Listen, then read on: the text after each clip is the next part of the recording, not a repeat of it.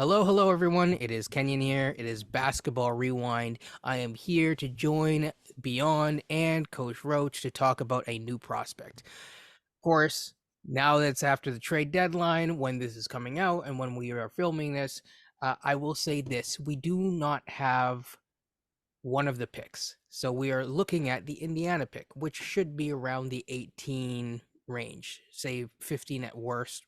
Doubt it, but still. As well as we don't know if we're going to keep our own pick. So we will still be looking at the beginning of the draft, but not spending as much time as some of these prospect videos come out. Today we are going to be talking about Ryan Dunn. Okay? So, I'm going to actually let one of you guys start off with Ryan Dunn, but what I will say is he is a sophomore.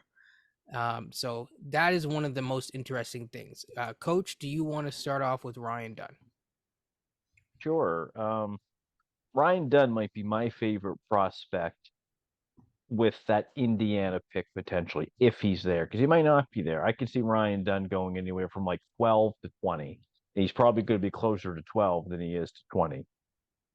He's regarded as one of the top defenders in his class. Some have him as the best defender in the sophomore class. He's a player who can lock down multiple positions and basically get stops anywhere on the floor. 6'8", 216 pounds. We know that he has a wingspan of 7'1" because it's from the numbers last year from the combine, I believe. Uh, so it's always that's a good good criteria measurement for a Raptor prospect when you are 6'8" and you have over a 7-foot wingspan. Um, really good at switching positions on defense. He can guard probably 1 through 4, I would say. He's got a little bit to me. I see a little bit of Herb Jones and I see a little bit of DeAndre Hunter, and coincidentally, he does play for the University of Virginia.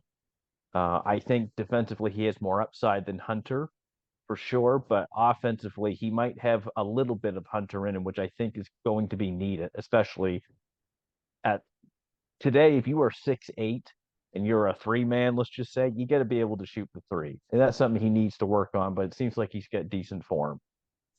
This is a guy, he's got good motor. He's got a lot of giddy up in him. And I think he's just going to be I think he's got a chance to be a good player in the NBA. I'm just trying to compare him to some of the players in this draft. Just for example, he's got a higher player efficiency rating than Cody Williams. Cody Williams is anywhere from top 5 to top 7 in this draft. Yeah, his BPM is 9.4. Cody Williams is 5.8. He's got higher offensive win shares, defensive win shares, and win shares over Cody Williams. And Cody Williams is probably like one of the top 3-and-D prospects from the NCAA, because we really don't have those numbers yet from the G League or from Europe. So you can only compare him that way to the guys in the NCAA. So Ryan Dunn, to me, he is something the Raptors need drastically. We watched this team with their pitiful defense ever since the OG and Siakam trade. And this is a guy, if he's available around that Indiana spot, I think you want to consider him for sure, because he's a very good athlete. He can protect the rim. He's very switchable, and he's very good in transition. Good Uh, stuff, Coach. Beyond your thoughts yeah, before we dive into his offense, of course. I'll just pick up on where Coach left off. If we're stick on the defensive end, like I love his size. Like I see, like if he's like, he's 6'8", 216 or so, like that. I can already think of him as like, okay, by the time he fills out in the NBA, add another 20 pounds on him, he's running around about 235, 240, which is like a prototypical ideal small forward type of size. But he's got a lot of quickness that can handle smaller players as well too. I think what I like about him is that he's smart and like man, he can read. He can snuff out a play in a hurry, man. Be it on a switch, be it in this case if he knows in this case, stepping in a passing lane, rotating and where to go. Like I don't think he's gonna be a guy you're gonna have to teach defensive philosophies to, and he's not gonna pick it up if he hasn't already heard it. So I'm that from that standpoint, I really do like him a lot. Um, he's a menace in this case here defensively. He could be, definitely you can see how he could fit the Raptors. I do have my concerns And I think maybe we get into the offensive side of things, we could talk about that. But overall, he's an interesting prospect. Let's put it that way. He's very interesting. So I'll leave it there with that for the moment. Yeah. So, and I think Coach mentioned it, but I'll just say it just in case. So he goes to Virginia. So yeah, I think that that's always, it's always important to say where people are from. They take it very seriously, and also sometimes you do notice that there is some pedigree amongst different kind of schools. We were talking about FSU the other night. Don't have to Mhm. get into that today. So what I will say that is really interesting about Ryan Dunn is yes, I'm actually going to go in reverse order. I will start at the defense because usually we start at the offense. We'll go with the defense today, and I'm going to just start with the advanced metrics, and then I'm going to just talk a little bit about the things that I noticed. So I'm going to compare his advanced metrics. Cason Wallace, Herb Jones, and Ryan Dunn. So Ryan Dunn overall had a PER in the 20s, 25, as way higher than either of the other two players that we just talked about, right? So if I look at Herb Jones, 14 PER. I know this isn't it's not the best stat for everything, but yeah, and Cason Wallace was 18 and a half. Now the reason why I compare him to Cason Wallace is because of the steal rate. Him and Cason Wallace are different types of players in terms of the way that they play defense because they're going to have different roles. Ryan is probably not going to be a point of attack defender, although he potentially could be if needed. But I don't think that because he's very versatile, and I don't mean that just as a stat, but actually versatile defensively, and there's a lot of utility to that. I am going to look at the steal rate. So Cason Wallace's steal rate was about just a tad under 4 at 3.7. I'm going to look at Herb Jones as well, and his not Herb rate, his steal rate was 3.4. Ryan Dunn has 3.7. So it's right up there with Cason Wallace. Now here's the interesting thing is the block rate. It's almost 10%. So one out of every 10 possessions, he is blocking. That is incredible. Mhm. There are guys, so Cason Wallace obviously has a much lower block rate, more of a point of attack defender. But if I look at Herb Jones as an example, that's double what Herb Jones had 9.9. So basically 10% of the time. There's defensive metrics that have compared him to like the likes of Bam Adebayo and Joel Embiid. So just putting that out there into the universe in terms of like how good he could be defensively, to your guys' points, you are probably not going to have to teach him a lot on that end in terms of schemes and whatnot. And just for kicks, if we compare Jarris Walker, who was basically largely known as the best defensive guy last year on the best defensive team, he has a higher block rate than Jarris Walker. And Jarris Walker had a block rate of 6.3 and a steal rate of 2.2. So he's beating Jarris Walker in both of those areas. Yeah. Mm. I also compared him to OG in his sophomore year at Indiana, along with Hunter and Herb Jones. He's got higher defensive win shares than all of those guys, even Herb Jones. To me, Yes, and a higher player efficiency rating than all of those guys every as of single now. one. Now it might change because still have a couple of months left to play, but I think this is a safe bet that you have someone who has the potential to be an all defense team for multiple years in a row. Yes. And I'll also add the fact that Herb Jones played more time in college because if I'm not mistaken, he was a 4-year player. Well, I think there's also something that might work in his favor as well too, is that it's the politics that are happening in the NBA. We've always heard murmurs and rumors. Competition committees already looking at possibly getting we might be getting a little more handsy. Might be getting, might be starting to swing the pendulum back the other way. And if Mm-hmm. that's the case Absolutely. now, a player like this, maybe 3 years ago, may not have the same value as he may have now 2, 3 years from now. So for guys like him, I think they're going to become based on what we're seeing, quite a valuable asset for a team as far as having that ability to have a guy can switch and be that disruptive on defense. Because I have the mindset now that boy, the way the rules are, I wasn't sure how much can you get out of a defensive player that's very good defensively in this NBA? Like how much Like, like how much impact can he have as a multiplying effect? Does a Yeah, it's defensive, almost been diminished as of late yeah, in terms of exactly. the impact. You can't be as handsy. There's a lot of grifting that the offensive player can do where they can start and then like bump into you, create contact, and that's a foul. It's getting tough for defenses, and I do think that it's good that they are having those conversations. That also kind of leads into the next thing that I was going to say is that he lets his length do the work.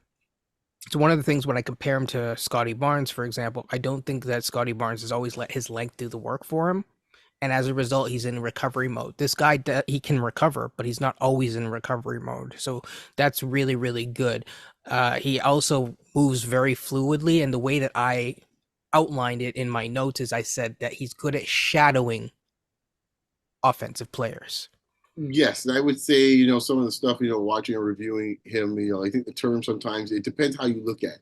You could say he's actually disciplined when it comes to defensive player, or some people might look at it in a negative sense that he's too conservative Yes, from his approach. Now, depending on what side of the coin you're on, you might think of it as a positive or negative. I think of overall that I think is a positive, especially depends on the type of team you have. If you have a lot of guys that like to kind of gamble, it's good to have a guy that wants to stay home a little bit more, and just to your point, let the length do the work. So, everyone can't absolutely. out there trying to get steals and trying to hit passing lanes, like Gary.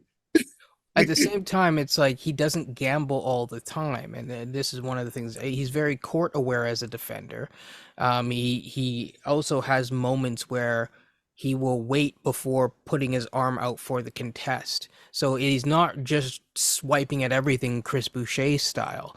For that reason, combined with his length, he makes smart gambles. He isn't overly eager, based on the fact that he's that handsy. I'm surprised that he is able to keep his foul rate down. And also, to be honest, he's not really fouling that much. He tends to cover a lot of ground on defense too. So he'll be on one side and then break up a pick and roll on the other side, all within literally a play. Mm-hmm. The timing that I've seen is it's really impeccable. It's impressive. Well, The other thing I'll say, lateral movement, something that I've always been a stickler for Gary Trent. Not a problem. He's rarely out of position defensively, and in terms of his closeouts, he's incredible. I've seen very few missed or bad closeouts where he is closing out way past the guy or the contest. It's just the timing is pretty impressive. It's very, very consistent. You've seen certain guys on either this team in the NBA or even in college where they show flashes on this end.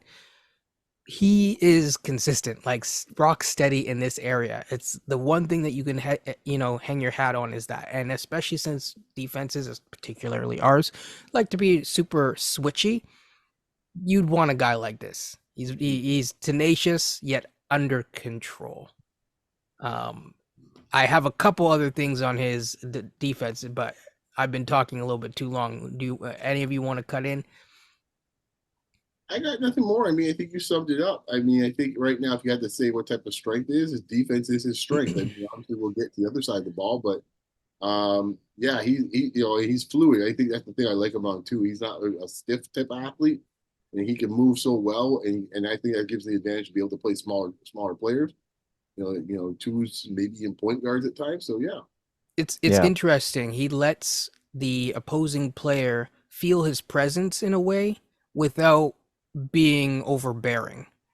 And it's very effective, yet it's a unique way of defense. So yeah.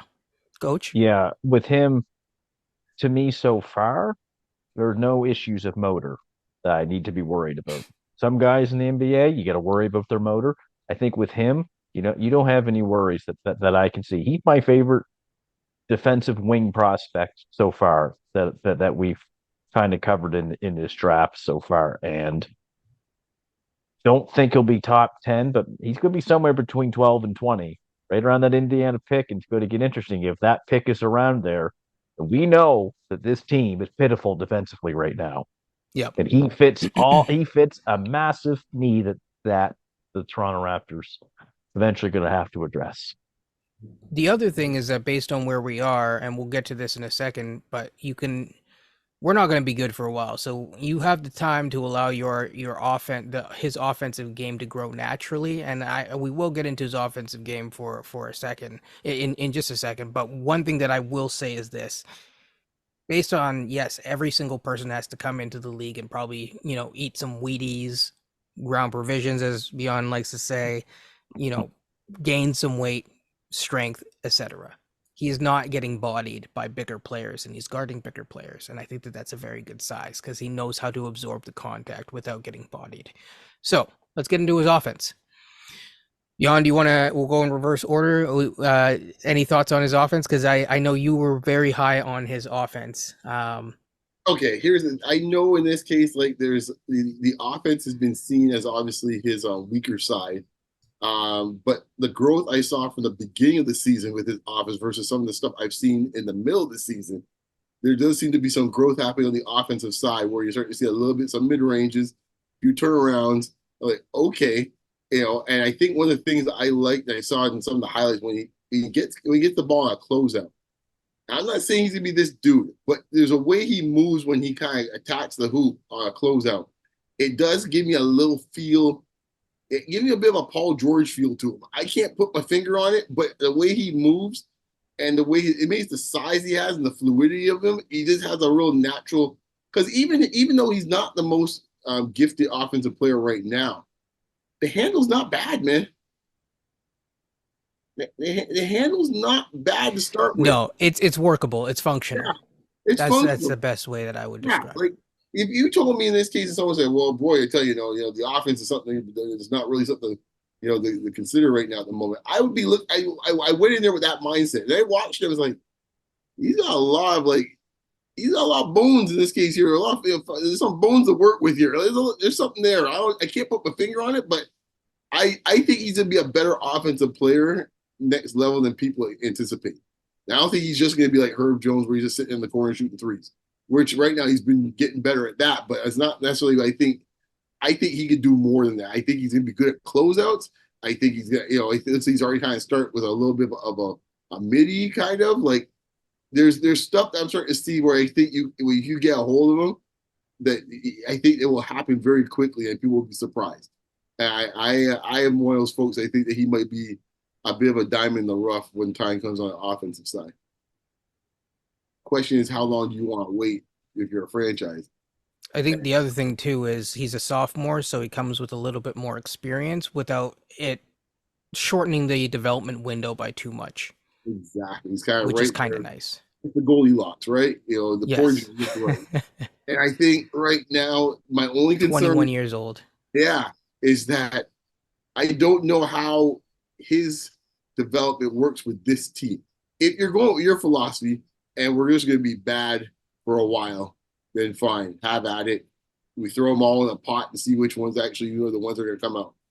Which one can be on the bench right when it's all said and done, right? But if you're of the mindset how I think this front office is, they don't view themselves like that. Therefore, they're going to be looking to make changes very drastically or aggressively, perhaps this offseason. I don't know if they got time to wait for a kid like this. And that's where I sit here going, I think this could be something where this might be the wrong type of team for him. Well, And I don't want to go too down that road. yeah, We can, I but would just that, I, yeah, I but I don't think we have the moves to even do that. fair enough. But yeah, as I said before, if you're in the The mindset, decision has been made. you're right. You're in the mindset yourself. I think. I You think. call Dallas, they're hanging up on you. I'll tell you that right now. I'm not going that aggressive, man. Come on now. I mean, Danny Ainge too. He already got one of our picks. Yeah, true. Oh man, but yeah, I just don't know. I do like the bones in him as an offensive player. I think he's got some stuff there I do like a lot. I think he's rangy. He can Mhm. attack up the transition game, which is of course a Raptors staple. So there's things about him I do like more, maybe a little more bullish offensively than maybe some of the scouts like so far, but we'll see. I guys Mhm. think he's going to shock some people when we get the combine time. Coach? Yeah, he's not a creator, but he's a good cutter. He's good at just reading situations. Pretty good in the pick and roll from what I've seen. He's able to play in open spots and roll to the gaps in the defense. as long as he plays within himself, I think he's going to be just fine. I think some of the creation will come in time. Like Beyond said, 6'8", 216 pounds. Well, let's just say by next year he's 7 to 10 pounds heavier. You got someone about 225 pounds, 6'8". That's pretty good that you can have coming in off your bench. I don't think we have anyone right now on our team outside of Scotty who's 6'8", who is anywhere over 225. I don't think so. Maybe So Kelly. maybe I'm making more wing type player, that Right. kind of thing. Yeah. You know, like He yeah, he's got to Grady. work on his shooting. Yeah, Grady might get there next year. Maybe, yeah. He's shooting 58% from the free throw line, so he'll fit in great with us because we can't shoot free throws either. 24% from three right now. He's projected to be about 30% 3-point shooter. I suspect that'll go up. Look, if he gets you 32, 33%, Yeah. I think that's respectable. That's more or less Siakam right there. If he gets to that 33%, like for a career average, that's what I Jaylen mean. Brown. Yeah, there you go. And I think with his offense, as long as he's not the number one option, and he's like the third or fourth option, maybe coming in off the bench, or even if he was to start one day and he's third or fourth option, with his defense, you take that with his defense because he's gonna have to get you 25 to 30 a game. He gets you 12 points a game, 12 to 15 points per game, but he gives you this elite defense as we have spoken about. If he gives you the 1 through 4 switching, but also just using his athleticism, cutting off the ball on offense, spotting up in corners where he can. I think if you get that from him, you've done pretty well for yourself. Yeah, I think the other thing too is that you're looking to find a defender so that Scotty doesn't have to do that as much. But also the other thing, which we're not talking about as much today, is going to be more offensive scoring so that Scotty doesn't have to do that either. So with that being said, I will talk about his swing skill. It's a 3-point shot. You just said the stats, the percentages. That will open a lot of things up for him because, as Beyond was suggesting, in this, especially in straight line situations, attacking closeouts, he can do that. But how do you get more closeouts? Well, you have to have defenses respect your shot.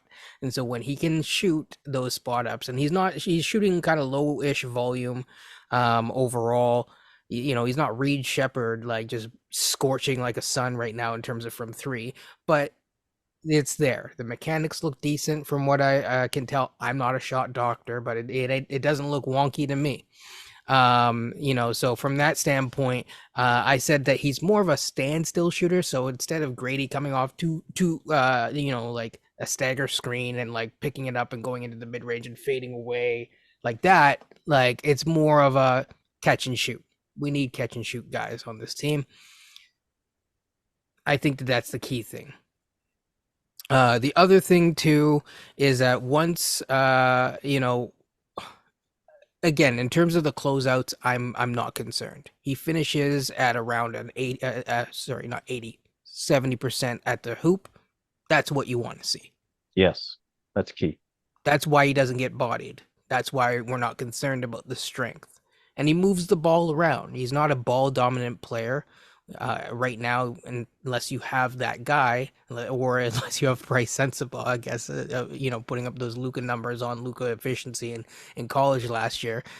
You're looking for guys who are able to be impact players on low usage. That's always going to be valuable in the NBA. It's going to be a value added skill. So it could indicate that he's aware of his limitations, and I think that that's what it does. Some people might say that it's passive. I say that he's aware of his limitations and he's working on the things. So I don't think he's passive at all personally, because I don't see a motor issue on the other end. And I think he'll get a lot of opportunities. So for example, on our team, and this is how I like to project it, is it's really simple. I think that he could, right in his rookie year, you would expect him to do well on things like transition cuts, off ball cuts, just a lot of cutting basically, and then spot up threes.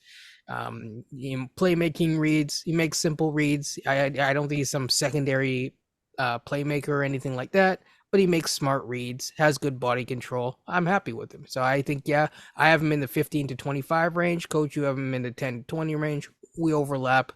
I think he's someone that could very well be there, and I have him high up on our board if for that Indiana pick. I think he's more, in my mind, I think he's more like where Coach has him. Not in the 25 range. Oh no, I think he's gonna get picked a lot sooner than that. I think he's gonna be like 10 Before 15. Yeah, I think so. It's possible. I think anywhere from 12 to 20. I think he could be. I think the offense might scare some teams if it doesn't like. I'm just looking at his stats in the last 4 games. He's got 14 points in 4 games, which is not good. He had 1 point against Florida State. So, mind you, he didn't take any shots either. Yeah, he played 20 minutes. Yeah. So, some of the scoring in aspects that might scare some teams away, but what you're getting from him probably is going to be a specialized skill of his athleticism, his motor, his awareness. And we look at some of the teams today who love athletic wings who can defend. He's going to be a lottery pick. So I compare him to someone from last year in terms of how he might fall, but Beyond's right that he might not fall that much. Jarris Walker. Jarris Walker was technically supposed to go 5th. When you did all the rankings and everything, he was supposed to be the 5th best guy in the draft, in some cases 4th. He ended up falling to 7/8, right? And that's kind of where they had him, if I'm not mistaken, because that's where Indiana, or did he go 6th? I'm losing track.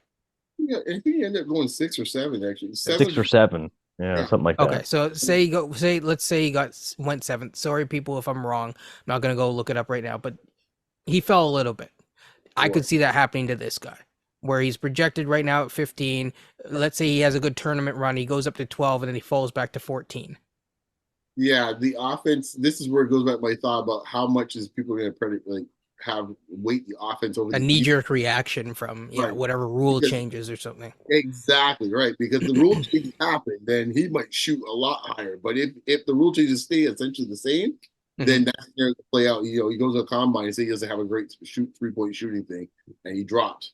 Or like Walker in this case, I think pretty much was his issue was he's no more. I guess he has the defensive aspects, but he wasn't a great shooter per se. Well, he also had a size issue too, because he was like 6'6" instead of like the 6'8" that you were hoping. All of a sudden, you're like, "Whoa, this guy looks like legit 6'8". Oh no, he's 6'8". I said before, physically, he reminds me a lot of like a young Paul George. That's all I'm saying. I'm not saying he's Paul George, but why I see him, that's why I see him. I'm not saying there's a stature. Yeah, stature and the physique. Like he's gonna put on weight easily. Like some of these guys are real stickish in this case here. Like that's not what Cody Williams. Right, exactly. Although you don't worry about that as much because of his brother. Right, exactly. Right, but like, yeah, even though I think Cody's not too bad, but no, he's not. He's not. No, he's not bad. Like, I think the Thompson twins, like they're really, but they're much more great. But to be fair to them, they're quite muscular for their fitness. And also their agility was just like incredible, like zipping around the court. I apologize to the Thompson family all the time, man, because my goodness, I didn't expect that. I had no interest in Thompson. I expected that. It's just but I didn't expect the defense at the NBA level. That's impressed me. Yeah. So, but anyways, I just think there's something there about him offensively, and he's a guy I'm curious to see when we get the combine time what ends up being. Because if I wouldn't be surprised he pops, I would not be surprised he pops.